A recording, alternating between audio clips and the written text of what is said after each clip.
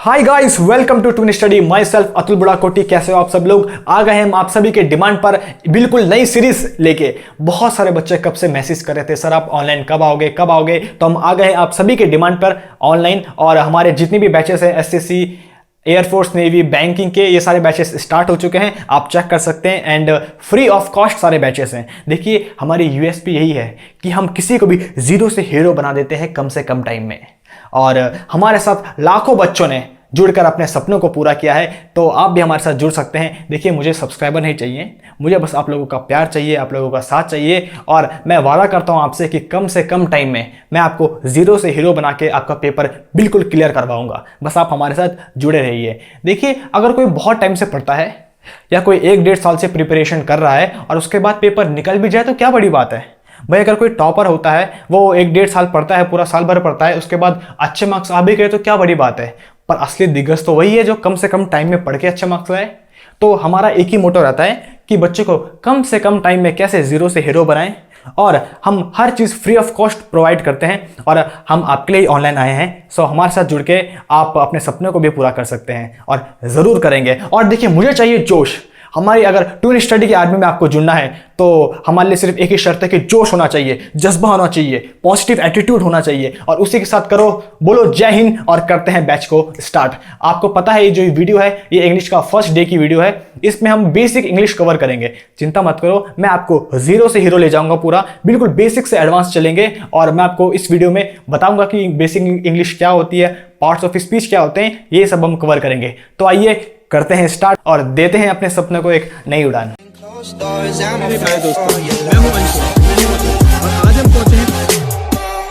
अब देखिए, copy pen लेके नोट करने के लिए बैठ जाइए और करते हैं स्टार्ट। देखो, जोश होना चाहिए। मैंने क्या लिखा है? इंग्लिश। आपको इंग्लिश की स्पेलिंग तो पता है, ई से स्टार्ट होती है। बहुत बढ़िया। अगर आपको पता है तो आपने पहला फेज कंप्लीट कर चुका है। ठीक है, आप सब लोग बहुत ही इंटेलिजेंट हैं। देखिए, इंग्लिश जो लैंग्वेज होती है उसमें 2 टाइप की इंग्लिश होती है। क्या बोला? हमारे पास 2 टाइप की इंग्लिश होती है। क्या? एक होती है हमारी स्पोकन इंग्लिश, एक होती है क्या? Spoken English. और एक होती है हमारी ग्रामेटिकल इंग्लिश। मेरे साथ बोलो, क्या होती है? एक होती है स्पोकन इंग्लिश, एक होती है ग्रामेटिकल इंग्लिश। स्पोकन इंग्लिश मतलब क्या होता है? जो हम बोलचाल में यूज करते हैं फॉर कम्युनिकेशन। जो हम क्या करते हैं? बोलचाल में यूज करते हैं फॉर कम्युनिकेशन, बोलने के लिए। अब देखो, इसमें डिफरेंस क्या होता है? स्पोकन इंग्लिश इसका सिर्फ एक ही मोटो होता है। क्या? कि आप जो भी चीज़ बोल रहे हैं वो सामने वाले को कन्वे हो जाना चाहिए। फिर चाहे आप कुछ भी बोलें, कैसे भी बोलें, इसके कोई रूल्स नहीं होते, कुछ नहीं होता। जैसे कि मान लो मैं बोलूँ एप्पल दिस आई वॉन्ट ईट, तो दूसरे वाले को समझ में आ गया कि सेब है, मुझे खाना है। तो बस इसका मतलब मेरी स्पोकन इंग्लिश बिल्कुल परफेक्ट है, एकदम, उस पर कोई भी कमी नहीं है। बट इन अदर हैंड जो ग्रामेटिकल इंग्लिश होती है वो बड़ी खतरनाक होती है। क्या होता है इसमें? इसमें सेट्स ऑफ रूल्स होते हैं। इसमें आपको हर रूल्स फॉलो करने होते हैं। आपका सब्जेक्ट वर्ब एग्रीमेंट हो गया, चाहे टेंसेस हो गए, सब चीज़ें बिल्कुल प्रॉपर होनी चाहिए। अगर एक भी चीज़ मिस्टेक हुई तो आपको पेपर में मिलेगा अंडा और आपको निकाल देंगे वो लात मार के बाहर। तो और पेपर पे हम यही पढ़ते हैं, ग्रामेटिकल इंग्लिश। अब आप बोलोगे सर ये तो बहुत ही खतरनाक है, तो हम ग्रामेटिकल इंग्लिश क्यों पढ़ते हैं? तो देखो, इसलिए पढ़ते हैं बिकॉज स्पोकन इंग्लिश का कोई रूल नहीं है। उसे आप जैसी मर्जी वैसे बोलो, तो उसमें आपको मार्क्स नहीं दे सकते दूसरे सामने वाले। मार्क्स तो तभी देंगे जिस पे रूल्स हो। और दूसरी बात, एक और अच्छी चीज़ है क्या, कि जो हमारी ग्रामेटिकल इंग्लिश होती है उसका एक फ़ायदा है। क्या? देखिए, अगर किसी की स्पोकन इंग्लिश अच्छी है तो ये ज़रूरी नहीं है कि उसकी ग्रामेटिकल इंग्लिश अच्छी होगी। बट अगर किसी की ग्रामेटिकल इंग्लिश अच्छी है तो एक गारंटी की बात है कि उसकी स्पोकन इंग्लिश अपने आप अच्छी हो जाती है। तो अगर हम ग्रामेटिकल इंग्लिश पढ़ेंगे तो आपकी grammatical as well as spoken दोनों अच्छी हो जाएगी।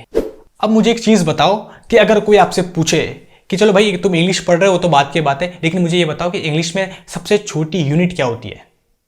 क्या होती है इंग्लिश में सबसे छोटी यूनिट? अगर हम डेली लाइफ की बात करें, इस पूरे यूनिवर्स की बात करें, तो ये जितनी भी चीज़ें हैं उसकी सबसे छोटी यूनिट क्या है? किससे मिलके बनी है? जी हाँ, बिल्कुल सही है, एटम। एटम से ही मॉलिक्यूल्स बनते हैं, मॉलिक्यूल से एलिमेंट्स बनते हैं, एलिमेंट्स से फिर जितनी भी चीज़ें वो सब बनी है।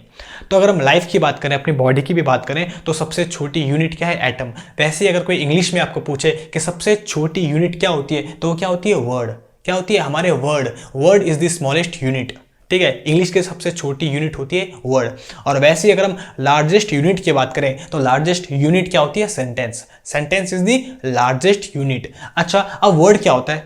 Group of letters. जो लेटर्स के से मिलके बनता है उसे क्या बोलते हैं, वर्ड। और वैसे ही जो हमारा सेंटेंस होता है उसे बोलते हैं ग्रुप ऑफ वर्ड्स, जो वर्ड से मिलके बनता है, जो इन पूरे वर्ड से मिलके बनता है उसे बोलते हैं सेंटेंस। तो अब आपको ये चीज़ें तो क्लियर हो गई क्या कि इंग्लिश कितने टाइप की होती है, 2 टाइप की, spoken as well as grammar, grammatical English, spoken English. अगर हम इंग्लिश की बात करें तो इंग्लिश पे जो सबसे छोटी यूनिट होती है उसे क्या बोलते हैं, वर्ड। और वर्ड क्या होते हैं, ग्रुप ऑफ लेटर्स। और जो सबसे बड़ी यूनिट होती है उसे क्या बोलते हैं, सेंटेंस। और सेंटेंस क्या होते हैं, ग्रुप ऑफ वर्ड्स। ठीक है, अब आपको ये तो क्लियर हो गया। ठीक है, अब मुझे एक चीज बता दो कि लेटर्स क्या होते हैं। हाँ, क्या होते हैं लेटर्स, पता ना। अब आप बोलोगे सर लेटर तो ABCD जितने भी हमने पढ़े Z तक ये होते हैं लेटर। अच्छा, ये लेटर है कि अल्फाबेट है, ये A है, ये क्या है, क्या है ये अल्फाबेट, B भी अल्फाबेट है, C भी अल्फाबेट। अरे नहीं भाई, ये अल्फाबेट नहीं है, ये क्या है, लेटर है। A एक लेटर है, B एक लेटर है, ये सब क्या है, लेटर है। और इन पूरे को मिला के क्या बनता है, अल्फाबेट। पूरे को मिला के क्या बनता है, अल्फाबेट बनता है। अल्फाबेट बनता है सबको मिला के। इंग्लिश में कितने अल्फाबेट होते हैं, टोटल 26 अल्फाबेट होते हैं। तो क्या है, ये सिंगल सिंगल लेटर है मेरे भाइयों, A लेटर है, B लेटर है, C लेटर है, और इन सबको मिला के 26 लेटर्स को मिला के क्या बनता है, अल्फाबेट। तो आप अल्फाबेट में अल्फाबेट्स नहीं लगा सकते क्योंकि इन सबको मिला के तो अल्फाबेट बनता है। अब आप अल्फाबेट्स नहीं कर सकते उसको, वो अनकाउंटेबल नाउन है। तो ये भी हम बाद में पढ़ेंगे सब कुछ डिटेल में। बट क्या बोला, A एक लेटर है, B एक लेटर है, ये सब एक लेटर है, और इन 26 लेटर को मिला के क्या बनता है, एक अल्फाबेट बनता है। तो ये बात आप याद रखना। अब जैसे मैं बोलूं अतुल, अगर मैं लिखूं अतुल, अरे भाई अपने नाम का प्रमोशन करो। तो अतुल, अब अतुल में ये अतुल पूरा क्या है, अतुल पूरा क्या है, एक वर्ड है, वर्ड। अब इसमें A है वो एक लेटर है, T एक लेटर है, U एक लेटर है, L एक लेटर है, और लेटर से मिलके बना है वर्ड। तो अब आपको क्लियर हो गया क्या, लेटर क्या होता है, ABCD, ये लेटर है, और इन सब से मिलके क्या बनता है, वर्ड। अब वर्ड जैसे मैं बोलूं इज एक वर्ड है, द एक वर्ड है, बेस्ट, ये सब क्या है, वर्ड है। किससे मिलके बने, लेटर से। और इसी से मिलके क्या बनता है, लेटर से मिलके बनता है वर्ड्स, और वर्ड से मिलके बनता है सेंटेंस। सेंटेंस क्या है, ग्रुप ऑफ वर्ड्स। तो इन्हीं वर्ड्स के ग्रुप से क्या मिलेगा, सेंटेंस बन जाएगा। अब ऐसे ही करता हूं मैं, जैसे मैं लिखूं Atul is the best in the world, जो कि बात बिल्कुल सही है। Atul is the best in the world. अब क्या है, ए क्या है, वर्ड, इज क्या है, वर्ड, द क्या है, वर्ड, बेस्ट, ये सब क्या है, वर्ड, और इन सब से मिलके क्या बना है, सेंटेंस। तभी तो बोलते हैं sentence is the group of words. और जो ये वर्ड्स हैं, इज ये आई लेटर से बने, एस लेटर से बने, तो वर्ड क्या होता है, ग्रुप ऑफ लेटर्स। तो ये तो हो गया। तो अब आपको पता चल गया। और सेंटेंस की एक और पहचान होती है क्या, एक तो ग्रुप ऑफ वर्ड्स होते हैं, दूसरी बात है लास्ट में फुल स्टॉप आता है। लास्ट में क्या आता है, फुल स्टॉप। इसका मतलब सेंटेंस पूरा कंप्लीट है। तो अब आपको बिल्कुल बेसिक पता चल गया होगा इंग्लिश कितने टाइप की होती है, 2 टाइप की, स्पोकन और ग्रामेटिकल। ठीक है, अगर हम इंग्लिश की सबसे छोटी यूनिट की बात करें तो वो क्या होती है, वर्ड्स। वर्ड्स क्या होते हैं, ग्रुप ऑफ लेटर्स। और अगर हम सबसे बड़ी यूनिट की बात करें तो वो क्या होता है, सेंटेंस। सेंटेंस क्या होते हैं, ग्रुप ऑफ वर्ड्स।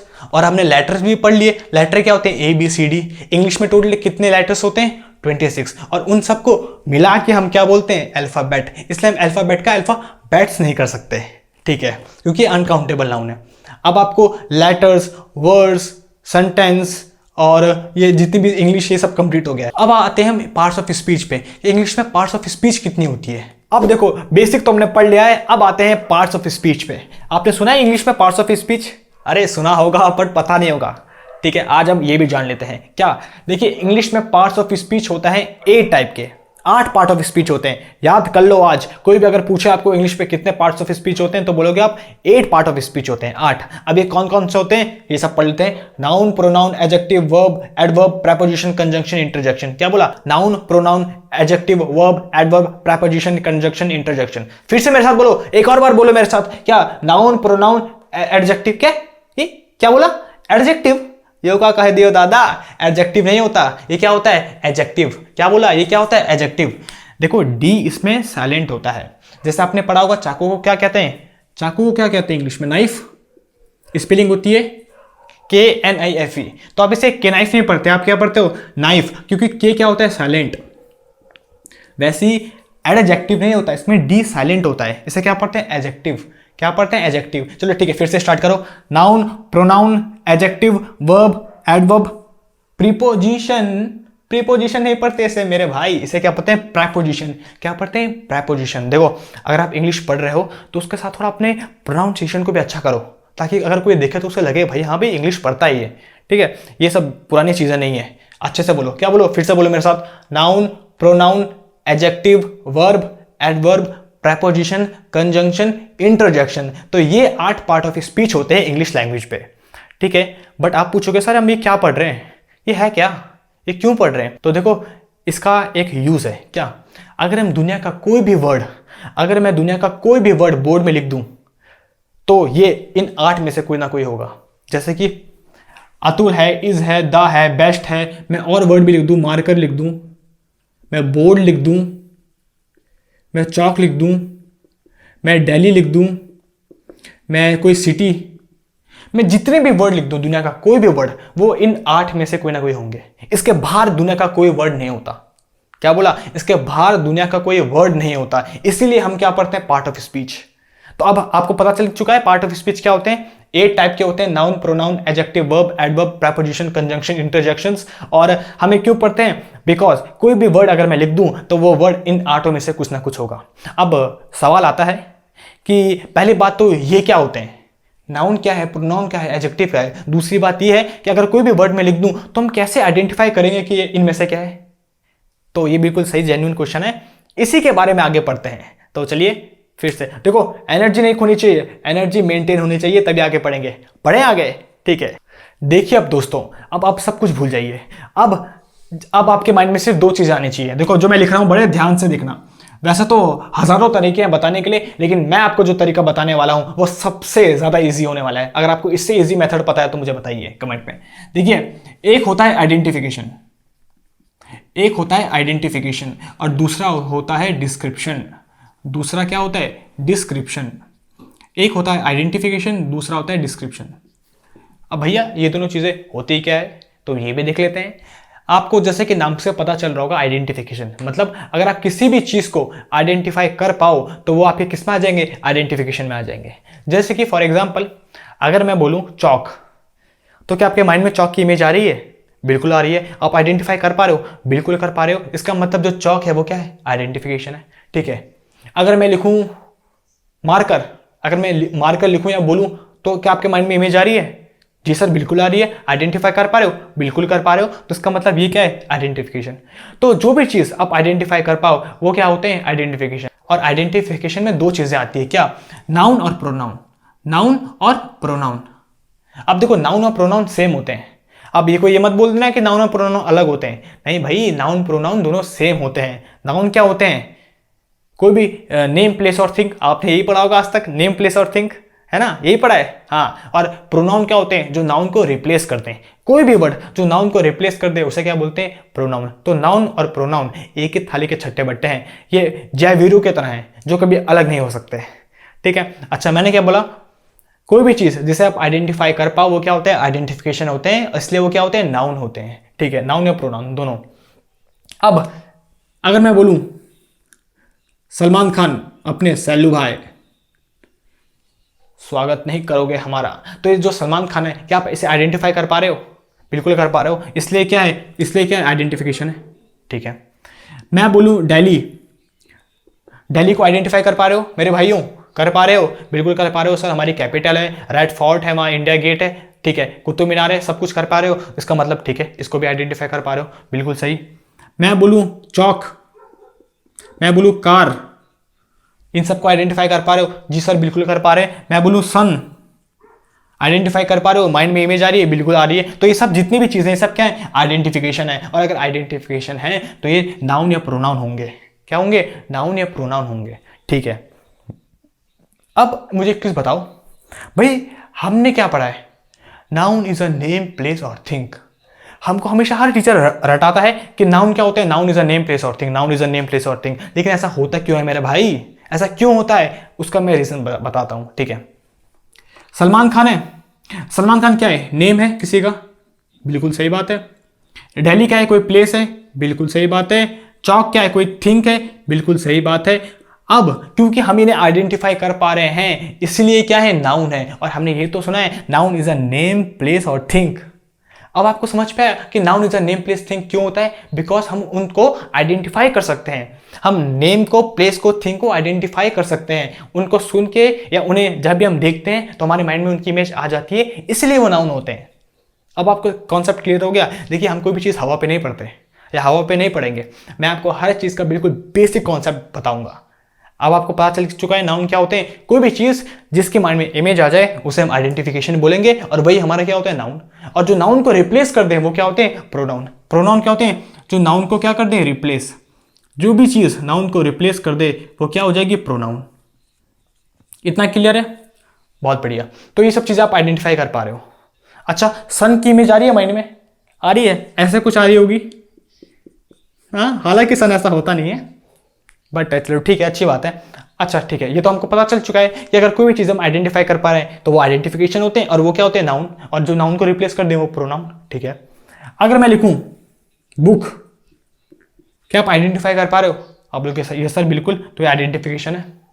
मैं लिखूं कार, आप आइडेंटिफाई कर पा रहे हो? ये सर बिल्कुल कर पा रहे हैं, ये भी आइडेंटिफिकेशन है। मैं लिखूं गुड, क्या आइडेंटिफाई कर पा रहे हो? नहीं सर, कोई इमेज आ रही है माइंड में? नहीं। मैं लिखूं टॉल, कोई इमेज आ रही है माइंड में? नहीं। मैं लिखूं शॉर्ट, कोई इमेज आ रही है माइंड में? नहीं। मैं लिखूं ब्यूटीफुल, कोई इमेज आ रही है माइंड में? मेरे भाइयों, आ रही है कोई इमेज? नहीं सर, बिल्कुल नहीं आ रही। तो इनके तो इमेज ही नहीं आ रही, इसका मतलब ये आइडेंटिफिकेशन तो हो नहीं सकते। तो अब क्या आता है, डिस्क्रिप्शन। डिस्क्रिप्शन मेनली क्या होती है, क्वालिटीज। डिस्क्रिप्शन मेनली क्या होती है, क्वालिटीज। क्या बोला? डिस्क्रिप्शन मेनली क्या होती है, क्वालिटीज। किसी भी चीज की क्वालिटी, किसी भी चीज की क्वालिटी। अच्छा, अब मुझे एक चीज बताओ, ये सब क्या है, गुड, टॉल, शॉर्ट, ब्यूटीफुल, ये सब क्या है, क्वालिटीज हैं, इसलिए ये सब क्या है, डिस्क्रिप्शन है। अब अगर हम डिस्क्रिप्शन की बात करें तो डिस्क्रिप्शन में भी फर्दर दो चीजें होती है। एक होते हैं आपके एडजेक्टिव्स और एक होते हैं आपके एडवर्ब। क्या बोला? अगर कोई चीज डिस्क्रिप्शन है तो उसमें भी दो होते हैं। जैसे आइडेंटिफिकेशन में दो थे, नाउन या प्रोनाउन, वैसे डिस्क्रिप्शन में दो होते हैं, एडजेक्टिव और एडवर्ब। अब एडजेक्टिव क्या होता है? बहुत ही सिंपल है, जो किसी भी नाउन या प्रोनाउन को डिस्क्राइब करे। जो किसी भी नाउन या प्रोनाउन को क्या करे, डिस्क्राइब, वो क्या हो गया हमारा एडजेक्टिव। और एडवर्ब क्या होता है? जो हमारे वर्ब को डिस्क्राइब करे। क्या बोला? जो वर्ब को क्या करे, डिस्क्राइब। आप इसको ऐसे भी याद रख सकते हो, वर्ब है, इसके तो नाम से पता चल रहा है वर्ब, और वर्ब में कोई मीनिंग ऐड कर दे तो उसको क्या बोलेंगे, एडवर्ब। तो जो किसी भी वर्ब को डिस्क्राइब करता है उसे बोलते हैं एडवर्ब, और जो किसी भी नाउन या प्रोनाउन को डिस्क्राइब करता है उसे बोलते हैं एडजेक्टिव। इतना क्लियर है? बहुत बढ़िया, ठीक है। अच्छा, अब आगे देखते हैं। अब देखो, अच्छा, सलमान खान, इसे आइडेंटिफाई कर पा रहे हो, नाउन है, ठीक है। गुड, टॉल, शॉर्ट, ब्यूटीफुल, ये भी आप आइडेंटिफाई कर पा रहे हो? नहीं कर पा रहे, नहीं, तो इसका मतलब आइडेंटिफिकेशन नहीं है। अगर अच्छा, तो फिर क्या है, डिस्क्रिप्शन है। डिस्क्रिप्शन में क्या होगा, या तो एडजेक्टिव है या तो एडवर्ब। एडजेक्टिव कब होगा, जब ये किसी भी नाउन या प्रोनाउन को डिस्क्राइब करेगा, और एडवर्ब क्या होगा, जब किसी भी वर्ब को डिस्क्राइब करेगा। अब वर्ब क्या होती है? अब वर्ब क्या होती है, चलो इसे भी देख लेते हैं। अच्छा, उससे पहले मैं आपको थोड़ा एडजेक्टिव और एडवर्ब क्लियर कर लेता हूं। अगर मैं लिखूं he is a good boy, he is a good boy, और दूसरा लिखूं ही इज प्लेइंग गुड। अब देखो, गुड तो दोनों में सेम है, इस पे भी गुड है, इस पे भी गुड है, लेकिन यहां पे देखो, यहां पे गुड आया किसके लिए, he is a good boy, तो गुड किसके लिए आया, बॉय के लिए। गुड किसके लिए आ रखा है, बॉय के लिए, और बॉय का है नाउन, तो जो नाउन को डिस्क्राइब करे वो क्या होते हैं, एडजेक्टिव। वो क्या होते हैं, एडजेक्टिव। अब इसमें क्या बोला है, ही इज प्लेइंग गुड, तो इसमें जो गुड है वो किसके लिए आ रखा है, ही के लिए। वो अच्छा है कि वो खेलता अच्छा है, वो खेलता अच्छा है, तो गुड किसके लिए है, प्लेइंग के लिए। और प्लेइंग क्या है, वर्ब, तो जो वर्ब को डिस्क्राइब करे वो क्या हो गया, एडवर्ब। तो यहाँ पे जो गुड है वो एडजेक्टिव की तरह बिहेव कर रहा है, यहाँ पे जो गुड है वो एडवर्ब की तरह बिहेव कर रहा है। तो अब आपको इस एग्जांपल से पता चल गया होगा क्या, कि जो भी नाउन या प्रोनाउन को डिस्क्राइब करें वो एडजेक्टिव होते हैं, और जो भी वर्ब को डिस्क्राइब करें वो क्या होते हैं, एडवर्ब। अब देखो, बुक हो गया, आप आइडेंटिफाई कर पा रहे हो, ठीक है। कार हो गया, आइडेंटिफाई कर पा रहे हो, ठीक है। बाकी ये गुड, टॉल, शॉर्ट, ब्यूटीफुल, ये जितने भी हो गए ये सब हमारे डिस्क्रिप्शन हो गए, ठीक है। इतना भी ठीक है, मतलब कोई भी क्वालिटीज होगी, क्वालिटीज, ठीक है। बट अगर मैं लिखूं लाफ, अगर मैं लिखूं प्ले, अगर मैं लिखूं कुक, क्या आपके माइंड में कोई इमेज आ रही है? देखो, लाफ, प्ले, कुक, इनको देख के कोई इमेज आ रही है माइंड में? नहीं, इसका मतलब आइडेंटिफिकेशन तो है नहीं। ठीक है, अभी क्या कोई क्वालिटी है, डिस्क्रिप्शन है, क्या कोई क्वालिटीज है? नहीं, ये तो कोई क्वालिटीज भी नहीं है। तो ये ना आइडेंटिफिकेशन है ना डिस्क्रिप्शन है, तो क्या है? तो अब आता है तीसरी चीज, वर्ब। ये सब क्या है? वर्ब है। अब वो भी पढ़ लेते हैं कि वर्ब क्या होते हैं। तो जो अब तीसरी चीज आती है वो आता है वर्ब। अब वर्ब क्या होते हैं वो भी पढ़ लेते हैं। देखो वर्ब क्या होते हैं। वर्ब मतलब जो किसी भी एक्शन या किसी भी स्टेट को बताए। क्या बोला? जो किसी भी एक्शन या किसी भी स्टेट को बताए उसे क्या कहते हैं? वर्ब।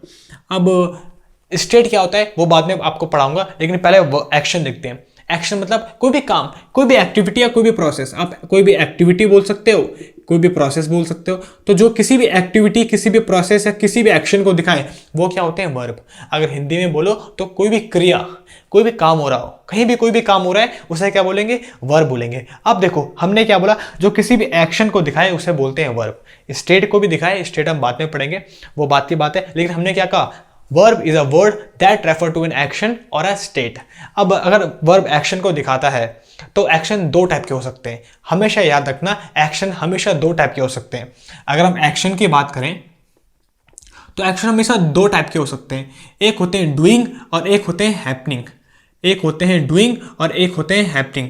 बड़े ध्यान से देखना, बहुत इजी कॉन्सेप्ट है यार। दो टाइप के एक्शन हो सकते हैं, डूइंग और हैपनिंग। अब डूइंग क्या होता है? देखो अगर कोई भी काम हो रहा होगा तो दो ही टाइप से तो हो सकता है। एक जो आप अपनी इच्छा से करो, अपनी विल से करो, उसको बोलेंगे डूइंग, जो आप अपनी इच्छा से करो। और दूसरा जो खुद ब खुद हो जाए, जो खुद ब खुद हो जाए उन्हें बोलेंगे हैपनिंग, जो खुद ब खुद हो जाए, जिन्हें आप सेल्फ अकरिंग भी बोल सकते हो। सेल्फ अकरिंग, जो खुद ब खुद हो जाए। और दूसरा, पहला क्या होता है? डूइंग, जो आप अपनी इच्छा से करते हो, जैसे कि प्ले, टीच, कुक, ये जितनी भी चीजें, बीट, किसी को मारना, तो जितनी भी चीजें आप अपनी इच्छा से करते हो। ऐसा नहीं है कि आपकी आंखें बंद है और आप जैसे उठे आप खेलने लग गए। नहीं, ऐसा तो नहीं होता ना, आप अपनी इच्छा से करते हो। तो ये सब क्या होते हैं? डूइंग। और इन सब का ही क्या होता है? डूअर। डूअर मतलब होता है जो एक्शन को परफॉर्म करे, जो किसी भी एक्शन को परफॉर्म करे उसे हम बोलते हैं डूअर। तो जो डूइंग होते हैं, डूइंग वाले एक्शन, उनका डूअर होता है क्योंकि उन्हें हम परफॉर्म करते हैं अपनी ओन फ्री विल से। लेकिन जो हैपनिंग होते हैं मतलब सेल्फ अकरिंग, जो खुद ब खुद हो जाए, उनका कोई डूअर नहीं होता। जैसे कि डेथ, मरना, जैसे कि डेथ, लाफिंग या लाफ्टर, ये जितनी भी होती है ये चीज़ें ऑटोमेटिकली होती है, ये हम करते नहीं है, ये खुद ब खुद हो जाती है। नेचुरल फिनोमिना है। डेथ, मरना नेचुरल फिनोमिना है। अब देखो मैं सुसाइड की बात नहीं कर रहा हूँ, सुसाइड एक क्राइम है और ये किसी को भी नहीं करना चाहिए। मैं इसके लिए सख्त मना करता हूँ। देखिए आपको जब तक आप इस दुनिया में, आपको लड़ना चाहिए, आपको मैदान छोड़ के भागना नहीं चाहिए। तो सुसाइड एक क्राइम है। मैं डेथ की बात कर रहा हूँ, मरना। मरना एक नेचुरल फिनोमिना है और वो हैपनिंग है, वो हम अपनी इच्छा से नहीं करते। अगर आप चाहो तो आप अपनी इच्छा से मर नहीं सकते। तो इसलिए इसका ये क्या है? हैपनिंग, और इसका कोई डूअर नहीं होता। भाई जो एक्शन खुद ब खुद हो, सेल्फ अकरिंग हो, खुद ब खुद हो जाए, उनका कोई डूअर नहीं होता। डूअर मतलब एक्शन को परफॉर्म करने वाला कोई होता नहीं है। और डूअर किसका होता है? हमेशा डूइंग का होता है। तो आप ये बात याद रखना, आगे काम आएंगी। अब हमने क्या पढ़ा? वर्ब के बारे में। वर्ब क्या होता है? जो किसी भी एक्शन या स्टेट को बताए। एक्शन मतलब किसी भी एक्टिविटी या प्रोसेस को बताए। अब अगर हम एक्शन की बात करें तो एक्शन दुनिया में दो टाइप के हो सकते हैं, एक होगा डूइंग, एक होगा हैपनिंग।